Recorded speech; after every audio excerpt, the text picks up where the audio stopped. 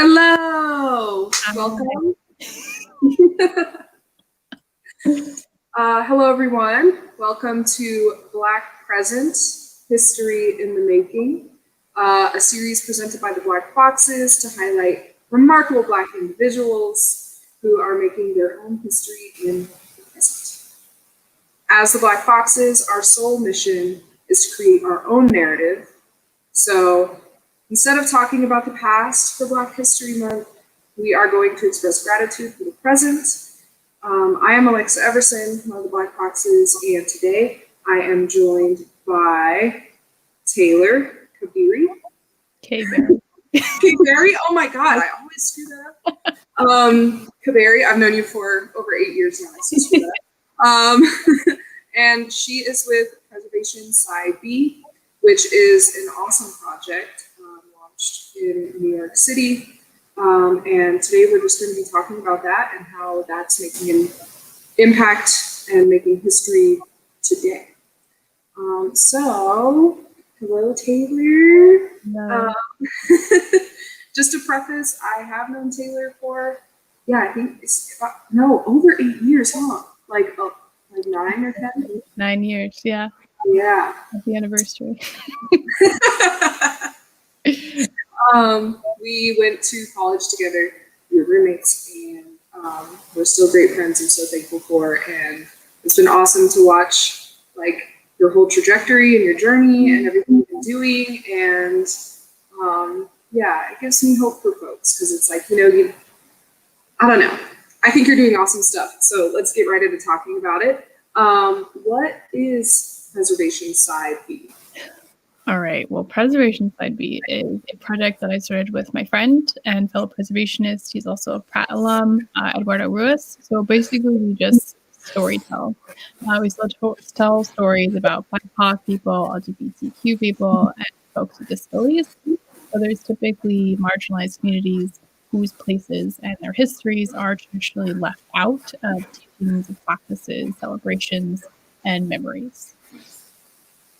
Right. So it's essentially like the history that really isn't told, or even if it is told, it's maybe not necessarily from the lens of them. It's usually kind of co-opted, or it's a little blurred. It's not the full story. So essentially, it's the B-side of records, right? It's exactly. Yes. Yes. Yeah, which I think that's so cool. That makes it very clear, at least to me, what the essence of it is. So speaking to kind of preservation, what really is historic preservation? I guess, what is it for you? And what is it for you, and how does that compare to kind of what it has been historically? Okay. Yeah. So historically, preservation is the saving, the preservation of a building. And that can have significance either architecturally, aesthetically, historically, culturally. And then that started to expand more to landscapes, things like cemeteries or gardens. And then it started to expand to heritage. So intangible heritage like songs, rituals, and then tangible pieces like bead making. So that narrow focus of preservation has allowed it to focus and to be practiced very narrowly for a long time. So when we do Preservation Side B, we very rarely focus on buildings. And I think it's been a subconscious choice that we've done to go outside of the scope of preservation to talk about a lot of the buildings that Black people owned were taken from us, or a lot of the buildings that, exist were not built for marginalized communities. And so our heritage, our culture has always existed through different pieces, through intangible pieces of heritage like food or waterways or these different rituals that a lot of people don't know about. And so that's how we view preservation, is this preservation of a people through less of their places and more of the things that make them, culturally significant. Mm-hmm. Yeah. It makes me think a lot about I guess it makes me think a lot about my own history and how, my mother just took the Ancestry DNA test, which I was very skeptical of. I have my apprehensions about it. But she's like really the first one in our family to do it. And it did tell us a lot, but it's still, there's like, we don't really have any kind of like records or like, there's, you know, there's nothing on paper that can really tell us like our history or like our lineage or anything. All we know is like word of mouth and like stories that have been told between generations. And then of course that's kind of like telephone. So like not everything is probably as real as it like was. And it's very construed, but I mean, I think with that, there is this sense of like disconnection and this sense of like longing to like wanting to know more.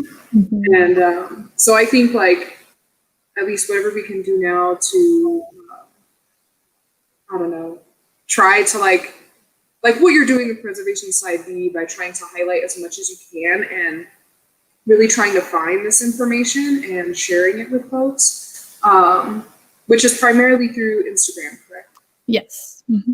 Right. So how do you go about like finding this information, or I guess what usually inspires the stories that you tell? Is it just through like kind of hearing other folks' stories and thinking, okay, like this is a cool thing, we should like look into this, or I guess like how do you usually go about it? Oh, that's a great question because it depends. So when we went into it with no game plan. We were just like, let's just tell stories. And so we try to pick something that's a little relevant to whatever's going on. So if it's Black History Month, we're doing something that's Black History Month theme, but we just try to base it around whatever theme sounds interesting to us, because whatever we're producing, we know nothing about. We just look at it from a lens of historic preservation, from history, and to be able to tell aside from marginalized communities. So I think that's the exciting thing, is like every week we are learning along with everyone else, and we just pick whatever we want to learn about. So this past week we did rivers, and that came from a suggestion of someone wanting to know more about natural resources that tend to be co-opted by white environmentalist groups. So it was like, cool, that is an awesome topic. Let's talk about rivers specifically, because they have this beautiful connection between a lot of indigenous communities and communities in South America, and then they get co-opted by white environmentalist groups to save them. And those efforts tend to work better than the indigenous people efforts because they find it a little more relatable, I guess. Yeah, totally. I read the River of Doubt. This was like maybe 5 years ago now, which was about Theodore Roosevelt. Oh, let me take a breath on that one. Traversing this river that was known as the River of Doubt to, Europeans and Americans, and he put all these resources, brought this huge team to traverse this river. And from one aspect, like, I was reading this story and it was like sort of awesome and inspiring, because I'm like, oh, that's so cool, they like did this really difficult thing and they went to go like traverse this river and try to like map this river. And the whole perspective of like, they were met with violence, from the indigenous people who lived along that river, who had never seen white men before. And just the perspective they told it from, of just like, we're just, we were just trying to map a river. We weren't doing anything wrong. We tried to meet them with peace, and no matter what, like, they were still like attacking us from within the trees. And, we were trying to like communicate with them. And it's like, oh, I'm like, it would be awesome to hear that story from the point of view of the indigenous folks, and like to actually think about, for them, like this strange creature to be coming with like a huge troop of people. Like, it seems like an attack. It seems like, violence in and of itself, just for them to be present in that space with all this weird equipment and like, yeah. So I think I can't wait for the day that it's more commonplace to start hearing stories from that perspective, versus only hearing it from folks who have the means to write it down and publish it and, and that's for the most part, like traditionally, that's only been white people. So, yeah, so I hope that like this is a stepping stone towards, kind of creating space for that and support for that. Yeah. Yeah. When did you personally discover your interest in historic preservation? This happened, when was this?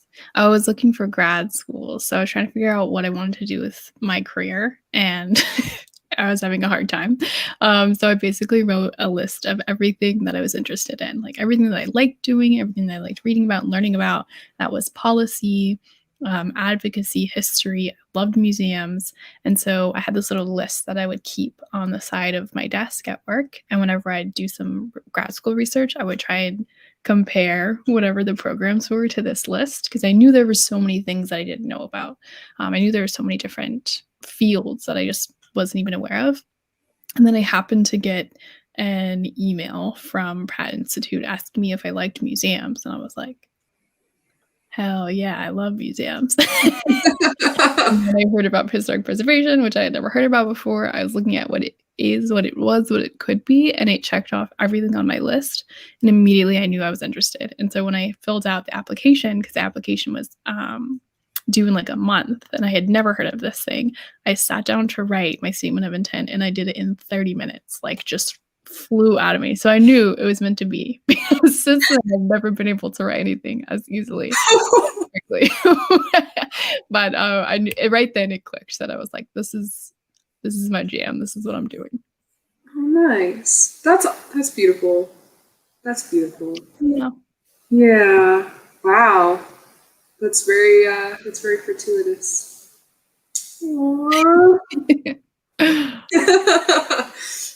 It just makes me happy when people like have moments like that, like just the sparks of like, this is it. This is the thing. Yeah. Cool. And sometimes with all good moments comes challenge thereafter.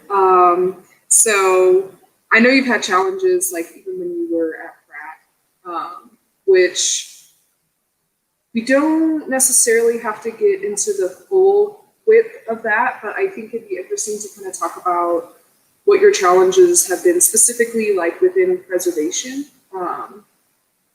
Maybe not just like as an individual, but also just like challenges you see for that like space as a whole. Now that you've like fully dived into it, and kind of how those challenges intersect with race specifically. Yeah, you want to speak to it? Yeah, of course. I think I don't like speaking for other people, but I can say if you are a person of color in this space, it is very difficult for you.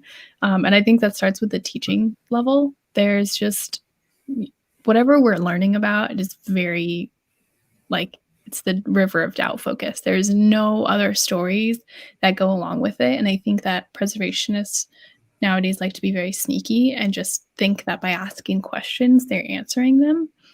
So if we're learning about the history of architecture in America and we're spending 1 week on Indigenous architecture, and then we're spending 5 weeks on typically white architecture with no other like Black architects, I think that's very telling of the issues that you face in preservation. You don't see yourself and you have no idea that you even exist in these spaces in the classroom and what you're learning, and then out in the field as well.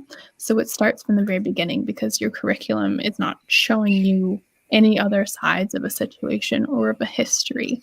And then you're practicing that, and then the cycle kind of continues. So it can be very challenging to even fight that from the beginning. So you're a student sitting in this classroom, you might have no other Black students in your classroom, or luckily I had Eduardo, and you're not as, everyone else isn't as woke as you are. So you're learning and you're teaching at the same time. You are absorbing and you're questioning at the same time. And the person who's supposed to be teaching you doesn't have any answers. No one has any answers. And there's not a lot of allies that you have. And so I think it can be really disheartening because it's something that you're so passionate about. Like how I described me writing about my statement of intent to get into the school is how I feel every time I'm doing preservation work. But at the same time, there's always something in the back of me that's like, okay, we got to keep going. We got to keep challenging. We got to keep pushing. And it gets really difficult. And it gets really, really tiring to have to constantly advocate for a different part of history, to advocate for like the whole of a place, not just the part that you want to see or that you want to be there or you think that's only there. And it starts, unfortunately, with making sure that everyone understands the basic injustices of the world and of America and of racial injustices. Because if you don't understand that, then you're not understanding why telling one side of a story is problematic and wrong in the first place. Damn. It's funny because as you're saying that, I'm thinking about how that really applies to so much more. And it makes me think of it like through the lens of just like cycling, for instance. Since the Black Foxes started, there are folks who will make comments like, well, why do you feel like you have to be unapologetic? Why do you feel like, like you can't just like ride your bike? Like, why do you feel like that's a white thing? There was a comment just this last week from someone on one of our pages who straight up said, well, why are you trying so hard to do white things? Like, why don't you just make up your own? And I just was like, my first question is like, what? Yeah. What? Like, what do you mean? And then just my second thought is just like,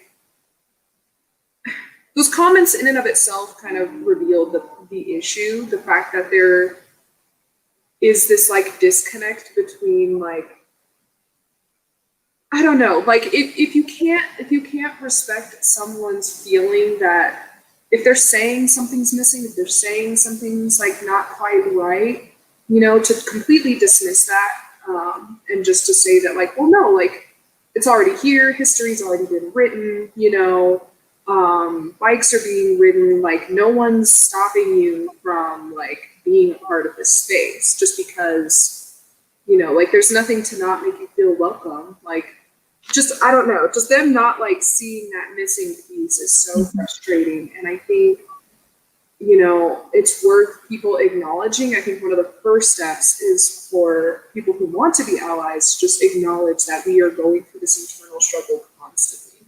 Right. Even as kids, like, if we as children don't see people like us doing certain things, we internalize that. And I think I had that same experience with geology where I never even thought of it as a thing at all. Like growing up all my life, like I would see like, I guess geologists, and I would just see them as like this middle-aged white dude in khakis with like a safari hat. And I never thought that like Black people were doing that kind of thing. And I had that same moment in college where I was like, whoa, like I took a geology course and I was like, this stuff is actually really cool and it's really interesting and I feel passionate about it because I care about the earth and how it works and how we interact with it. And I felt that spark, but then it was still the difficulty of like, when I was like first starting to go camping and stuff, like I had to deal with like my hair issues, like, okay, well, how do you even deal with being outside like this? Like, and just like, I even think of like issues of like sunscreen, like there were conversations about that, like, oh, well, do you get sunburned? And I'm like, well, like, yeah, I'll still get sunburned too, being out here for weeks at a time. And just always dealing with some level of like discomfort and feeling like other. And I think it's just a constant battle, but I think it's worth it because then hopefully, other children will kind of see what we're doing and they'll feel like, okay, like we can belong in this space. It's not just for, white people. It's not just for men. It could be for anyone. Yeah. I like that. I think that always makes me feel sad and empowered at the same time to hear that. It's like, unfortunately, we're going to have to go through it and we're going to have to push and fight back and make our own space within that space, really justify why our space is there so that I can get better for the future generations later on. Like people did that for us, and that's what we're acknowledging Black History Month is like, I'm here because someone else already did this work for me in another sphere, Mm-hmm. Yeah. Ooh. Just keep pushing through. Oh, oh my gosh. And can you speak to maybe some like, because I think some of the projects you've worked on in preservation are super, super interesting.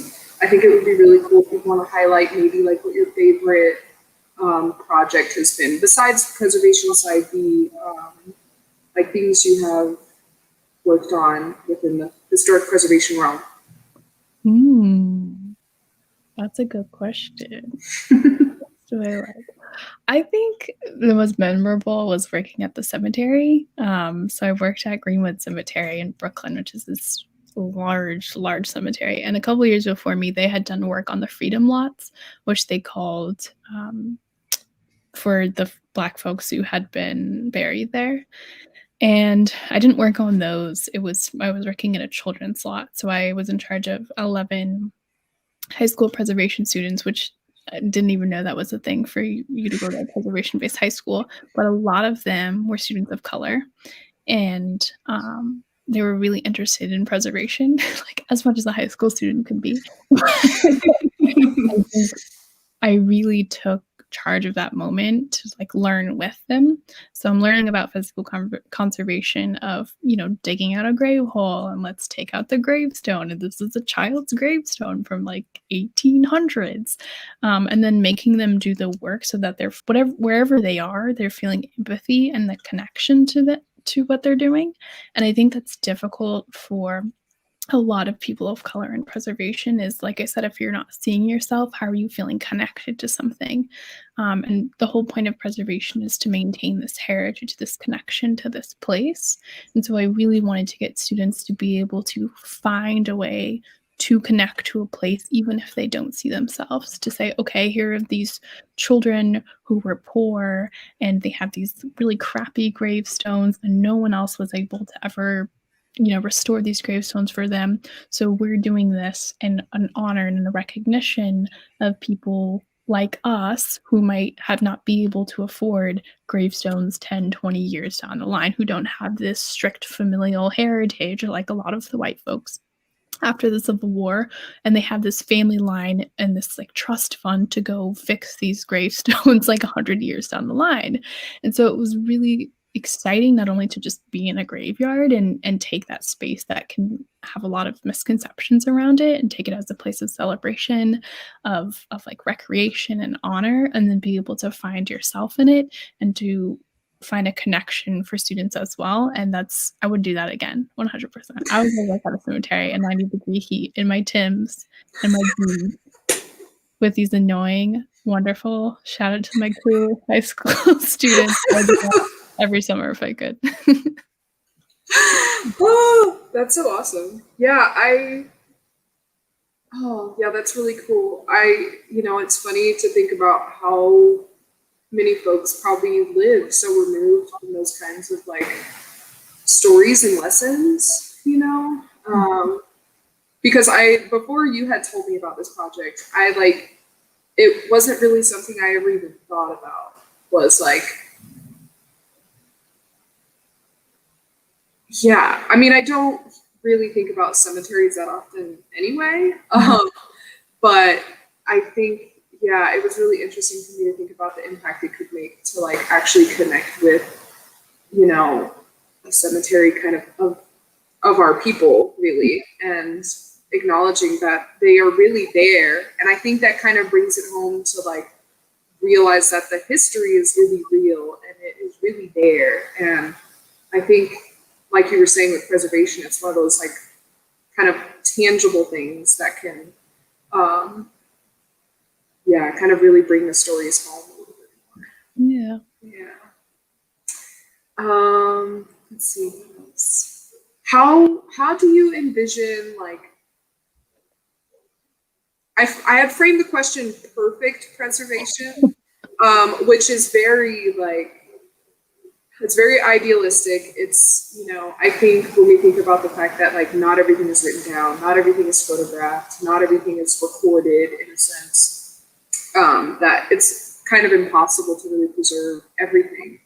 But in order to get to a space, like sometime in the future where you feel like someone like you doesn't have to struggle to like convince people that there is another side of the story that needs to be told.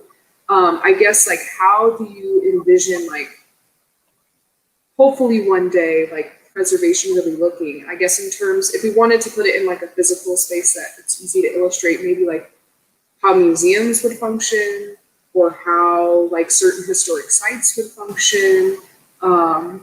And I guess like maybe how would you measure the progress, and being able to gauge whether we are making progress in that. Yeah. It's thick. It's a big question. I think it's a big question, but it makes me put into perspective and give a framework to what I'm doing and to what I want to be doing. So I like that you're asking it and you're challenging me. Because I kind of did prepare something for like what perfect preservation means to me, and it's less about like it's nothing tangible for me. And like I said, we deal with a lot of intangible pieces. It's not like, oh, I want to see a museum with like only Black people or like everybody in the museum feels comfortable there. Like that's not what that means to me. It means like perfect preservation to me would mean authentic storytelling. And you're authentic when you tell the whole truth, when you give an entire context to something, right? And I'm thinking about when I went to the MoMA with my partner the other day, and we're there, and we're in the like one of the vintage print rooms. So they've got videos and photos, and every time I go there, it never changes. And I think after past like June 2020 or whatever, after the George Floyd things, Black Lives Matter, they added two like little pieces to that exhibit, and one is a Black video and one is like 4 prints by a Black artist, and that's it. They had maybe like another Nigerian person and then a Korean person, so that's what me and my partner identified with, right? But out of that whole room, they've got two pieces that they kind of just stuck in there, and there's no other context around anything else. And in the same room, you've got I think it's Rousseau piece, and this man had never been to Africa, but he's like painting Black and indigenous folks. And so you're sitting there and you're telling me, okay, well, here is the room that's, we're equal now because we've got some Black folks over here, and you're giving no other context about what else is in that room. So when you tell a whole piece to a story, not everything has to be so complex, but if you just say like, this white man was painting like these Black folks, and this is how he imagined them to look, even though he had never been to Africa. Context, right? Like that gives you important context to think like, oh, I might think this painting is beautiful at first, and now I'm like kind of offended by it, but I still think it's like pretty. But it helps you put those feelings into context. It helps you put those feelings into words. So for me, perfect preservation is about a feeling of authenticity and a feeling of safety, and a feeling of discomfort and comfort at the same time, like knowing a comfort in evolving and a discomfort in what you don't know. Yeah, I'm thinking about when I was walking around New Orleans a little over a year ago now, and my goal was to find affordable art by Black artists for my mother. And I remember being so, you remember my frustration. I remember that. And it's like, I found one gallery that was a Black-owned gallery, but even still, like a lot of the art was like way out of my price range. I was like, okay, wait, I can't do that, but love what you're doing there. And then like, yeah, I visited some clear art galleries and museums, and I did have that experience of like, kind of like discomfort, because whenever I would see something that I'm like, oh, there's like Black people in it, like, and this looks like really cool. It's a really great illustration of like Black culture. And then I would look at like the name of the artist, and I'm like, there's no way that that's. I mean, not that Black people can't have like, like white names to say it kind of, yeah. But still, like I might look those people up, and I'd be like, okay, yeah, this isn't even a Black person, but it's like a painting of Black people.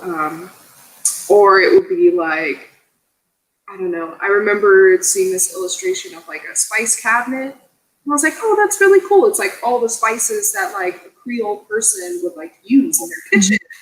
And it was done by this like white femme illustrator. And I was like, oh, okay. I was like, it is cool though, but I'm like, but it's just not like, if my grandmother, who is partially Creole, like knew this, she might be bothered and like, yeah, as you said, like offended by that. Like, well, why are they kind of like in a sense sort of co-opting this? And it's, you know, if they could like be a little bit more clear about that in a sense, and just objective, like it's not necessarily trying to call someone out, because like, you know, people can make whatever art they want to make at the end of the day, but I think if at least it's like 100% transparent and like who did it in what conditions, and so that folks like, you know, who are observing it can actually have kind of a cool story and not be kind of duped into thinking like,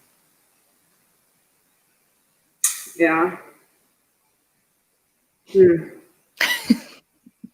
Yeah. It's, you know, and I do want to acknowledge some these conversation like this is like, it's really hard. I think it's worth acknowledging that for, at least for me as a Black person, talking about these kinds of things, like y'all should know that like it's traumatic in and of itself for us to be like, okay, like these are ongoing issues, and like all these memories of all these things just like playing back in your head, and it's like, I'm glad we can have these conversations and be transparent with folks and make a step to like make people aware of like what our experiences are. But y'all, it's not easy. It's not. It's so nicely. Ooh, yeah. Well, I think like in terms of maybe what individuals can do. So if we're thinking about kind of like perfect preservation and the fact that it's really just creating like a space for making folks feel all the essence of what the reality of something is and what a story really is from all angles and perspectives. How do you think individuals can try to promote and perpetuate like more equitable preservation? Yeah. It's a good question, because I think for me, the work that I've been doing and Eduardo and I have been doing together relies on individual folks within our field to change things, because our field is so insulated and there's a lot of gatekeeping. It's so hard to tell a regular person like, hey, go to a museum. Like, doesn't do much. But I think kind of understanding the basic injustices of a museum or of a context or of a situation helps with public support and with public advocacy. And I think a lot of marginalized community spaces save themselves by having public support and public understanding behind them. They don't have the same resources, the same legal resources, financial resources as other folks. So I think if you really, really want to help preservation, doing research about what's local to you, what's near you that needs help, that needs your support, that needs acknowledgement and recognition goes a long way towards whatever fight that they might have in the future.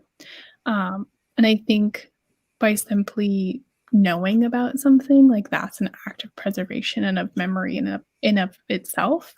By being a Black person and by, you know, visiting a Black person at a cemetery who maybe his family is still not alive, like to me, that's one step towards equitable preservation, because you're preserving your connection to your heritage and to your people in a way that has actively like worked against us and that continues to work against us in the field. So I don't have anything tangible to be like, go get money to reach the Heritage Center. I think just start simple, like start what works for you. Like, do you need to do research? Do you need to like, what's your favorite thing to do? Do you like to go to house museums? Okay, cool. Go to this house museum, learn everything that you can about it, like get to know the staff, make it a part of your community and a part of like yourself and your rituals so that it becomes important and embedded, and as important as embedded as more white institutions are, or white places are. And kind of to speak to the other side of that, for our white folks watching, I guess what can they do in those spaces to support that? Because it's one thing to have, you know, like Black and Indigenous and brown people like doing all of that, and engaging with this space. But I think it's another when, like, you know, maybe white folks in that space aren't reciprocating that. What are your thoughts on that? I think my first thought is to answer that in the way that I answer a lot of ally questions about D&I stuff, is to say, like, well, what are your strengths? And that helps you be a better ally. Well, one, you sit back and you listen and you observe and you absorb everything. And then two, what is your strength? Like, are you good at environmental, sustainable things? Where can you be a resource for, you know, this place? Are you good with legal and policy? Cool. Like, where can you help be a resource? Well, how can you be a resource without being overbearing, without centering yourself in the situation?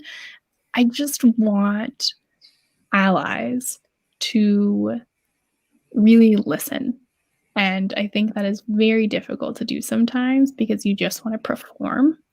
And that's not, I think, a step towards equality, is to just perform without reflection and without thinking and without that genuine authenticity that I'm talking about. So I just want them to listen. Start there, and we'll tell you where to go after that. But just take a pause. Yeah, just like, you know, this makes me think a lot of it. This makes me think a lot about like the perspective and space of kind of where I function in like writing, and I think about like certain like magazines and certain like publications and blogs and things like that, and even when they're doing their storytelling, and we've made a lot of progress in the last year, I would say, that's been necessary for centuries. But a lot of progress in the last year in terms of like who is telling stories and from what perspective, and making sure that folks aren't just co-opting narratives of folks. People are still learning, people are still screwing that up.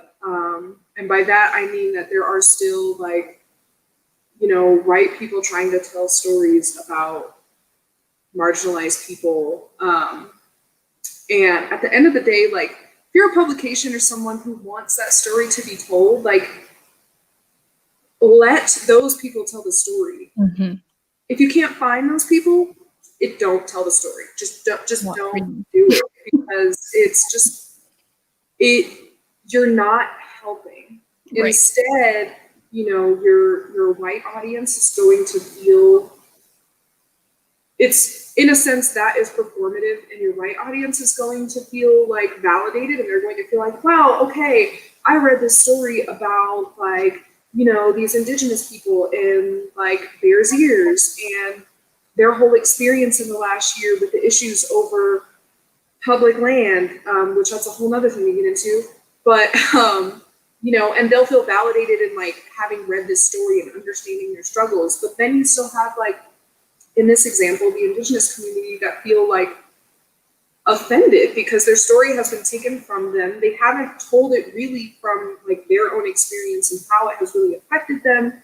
And at the end, like, you have just perpetuated the whole problem. You still have white folks feeling good about themselves, like they're doing the right thing. And then you still have these marginalized people who are, you know, hurt and just still in the same, living with the same issues and the same oppression that they have been living. So you can avoid doing that. Just like that's a huge thing. That's a huge step. So sometimes doing nothing is better than thinking you're doing something about it, and just not doing it the right way. I agree. Yeah, it's cool.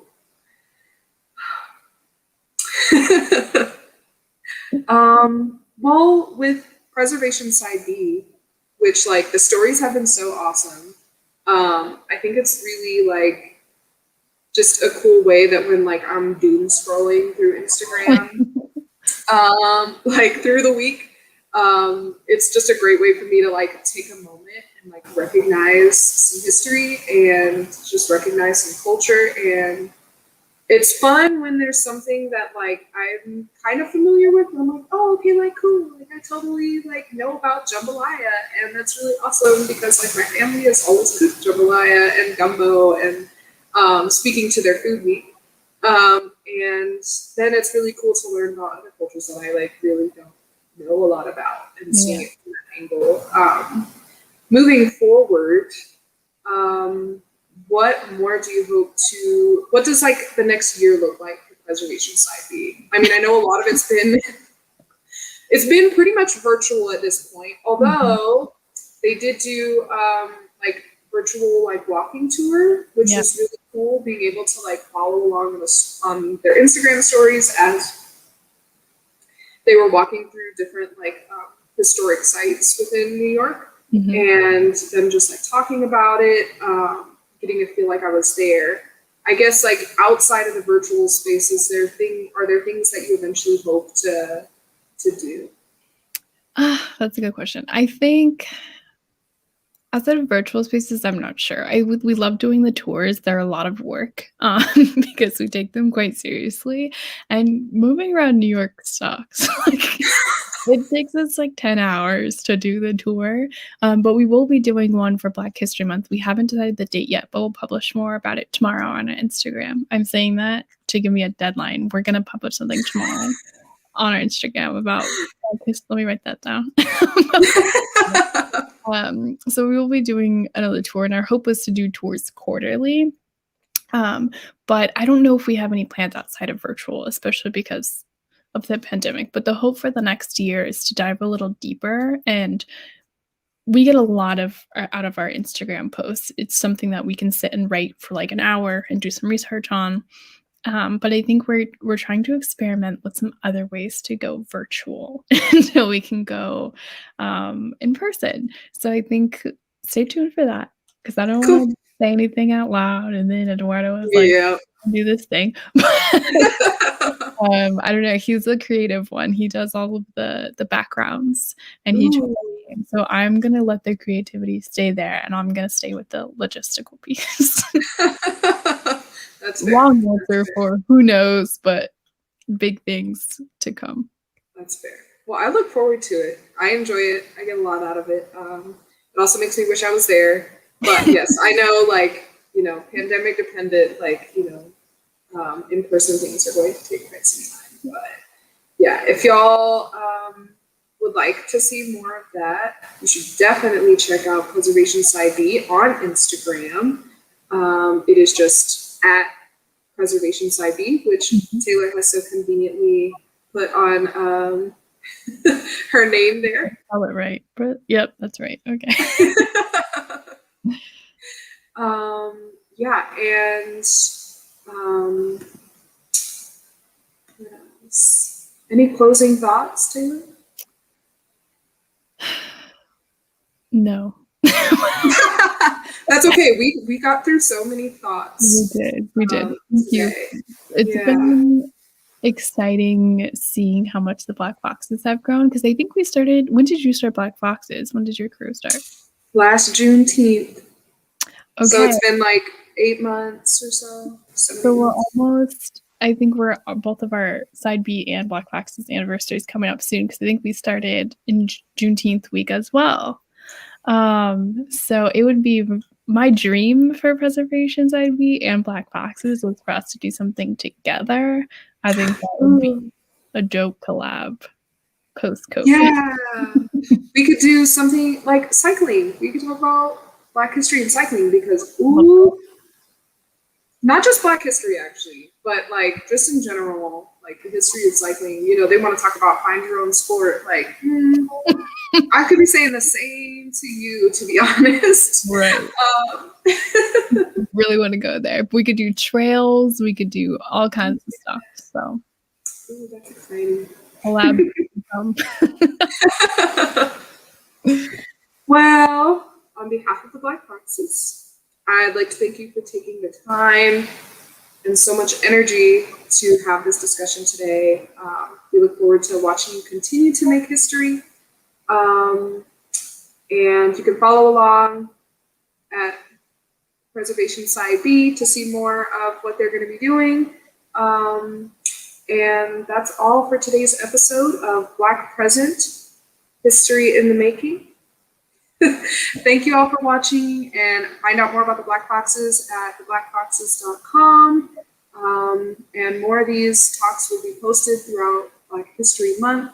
And yeah, y'all stay cool out there. Stay positive. Ta-ta.